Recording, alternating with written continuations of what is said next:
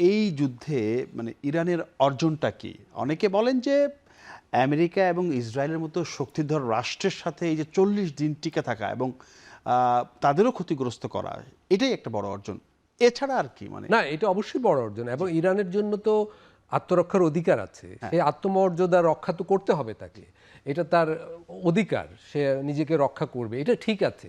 কিন্তু আমরা যদি একটু পেছন ফিরে যাই, ইরানের যে বর্তমান সরকার, যে বর্তমান রাজনৈতিক ব্যবস্থা, যারা গত প্রায় কয়েক দশক ধরে ইসরায়েল এবং যুক্তরাষ্ট্রের সাথে এক ধরনের প্রতিদ্বন্দ্বিতায় আছে, সংঘাতে আছে, এই সংঘাতের মধ্য দিয়ে ইরানের এই বর্তমান রেজিম ব্যবস্থা বা নেতৃত্ব কি অর্জন করলো, এই সরকারের অর্জন কি?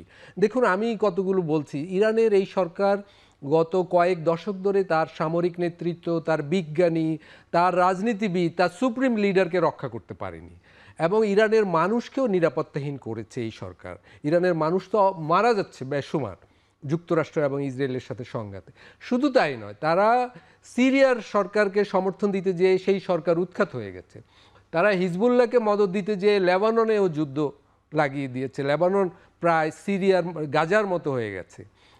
তারা বিভিন্ন জায়গায় যে প্রক্সিগুলো গড়ে তুলেছিল ইরাকে, সিরিয়ায়, লেবাননে, প্রত্যেকটা কিন্তু ফেইল্ড স্টেটে পরিণত হয়েছে এবং ইরানের জনগণ এই যুদ্ধে সরকারকে সমর্থন করছে আত্মরক্ষার জন্য, আত্মসম্মানের জন্য, সাম্রাজ্যবাদের বিরুদ্ধে। কিন্তু এর মানে এই নয় যে এই মানে সরকারকে, কর্তৃত্ববাদী সরকারকে তারা রাজনৈতিকভাবে সমর্থন করছে। ফলে এই যে কট্টরপন্থীদের যে ভূমিকা গত 2 দশকে ইরানে বা 3 দশকে, 4 দশকে, ইরানের এইটাও রিভিউ করা উচিত। ইরান আজকে যুক্তরাষ্ট্রের বিরুদ্ধে 40 দিন যুদ্ধ করে টিকে আছে, এটার জন্য অভিনন্দন পাওয়ার যোগ্য। কিন্তু এই যে টিকে থাকা, এই যে যুদ্ধ, গত কয়েক দশক ধরে তারা যে যুদ্ধ করছে মধ্যপ্রাচ্য জুড়ে, তারা যে বিভিন্ন গেরিলা বাহিনী গড়ে তুলেছে, প্রক্সি গ্রুপ গড়ে তুলেছে, এর মধ্যে ফলে যে অন্য দেশগুলোও ক্ষতিগ্রস্ত হচ্ছে, এই নীতিটা আমার মনে হয় নতুন করে প্রশ্নবিদ্ধ হলো আর কি এবারও। ফিরাজ ভাই, আপনি কোনো বক্তব্য, তার বক্তব্যে আপনি দ্বিমত না একমত যে প্রক্সি স্টেট, প্রক্সি অঞ্চল ভাই যা বলেছেন তা এই জায়গাটা আপনার কোনো বক্তব্য আছে? পারভেজ ভাই মতামত দিয়েছেন এই ব্যাপারে। যদি আমার মতামত দিতে হয় তাহলে আমি বলবো পারভেজ ভাই যা বলছেন এই চিন্তাটাই রিভিউ করা দরকার ওনার। এটা ভুল চিন্তা।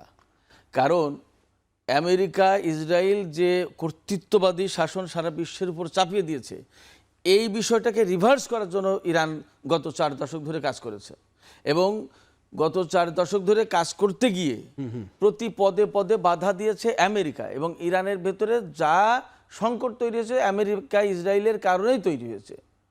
কিন্তু এটা ইরানের শাসকরা কেউ করে। সিরাজ ভাই, এটাও তো সত্য যে আপনার সিরিয়া, ইরাক, প্রত্যেকটা জায়গায় যেভাবে ক্ষতিগ্রস্ত হয়েছে তাদের যে প্রত্যেকটা জায়গায় আমেরিকা ইসরায়েলের কারণেই হয়েছে, আচ্ছা, ইরানের কারণে না।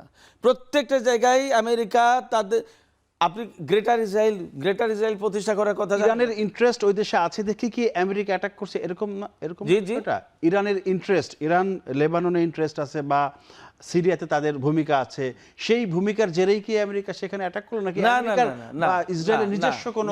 না, মিডল ইস্ট নিয়ে আমেরিকার একটা প্ল্যান, ইসরায়েলের আর একটা প্ল্যান। এই সমস্ত আলোচনা করতে গেলে দীর্ঘ আলোচনা, আমি একটু পিছন থেকে ছোট্ট করে বলি। গ্রেটার ইসরায়েল প্রতিষ্ঠা করার চিন্তা কার? ইসরায়েলের এবং আমেরিকা।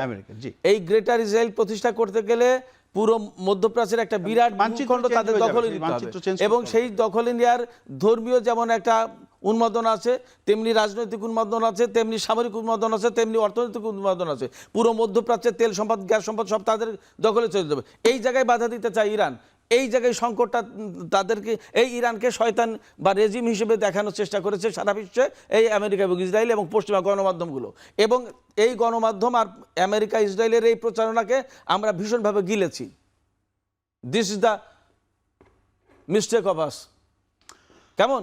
যার কারণে মধ্যপ্রাচ্যে ইরান কোনো সংকট তৈরি করেনি, সংকট তারা তৈরি করেছে। এই সংকট উল্টে দেওয়ার চেষ্টা করেছে গত 4 দশক ধরে ইরান। ইরান যদি না থাকতো আজকে বিশ্বের মানচিত্র পাল্টে যেত।